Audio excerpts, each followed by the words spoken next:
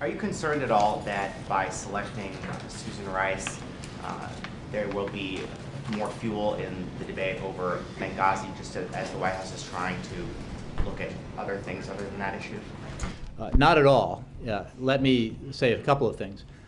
Ambassador Rice is one of the most qualified and experienced experts in the field of foreign policy in the country. She has served with distinction as the U.S. ambassador to the United Nations. She has served in various capacities in the National Security Council and at the State Department. She is extremely smart, she's extremely experienced, and she is extremely tough. And she has been a principal on the President's foreign policy team throughout his presidency and as a foreign policy advisor prior to that. When it comes to Benghazi, I would say a couple of things.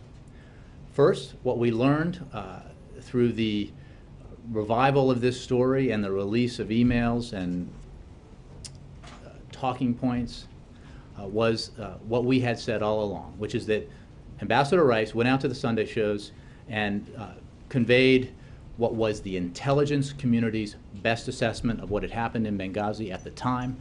It is fully apparent from any fair review of the talking points and their evolution that that was the case.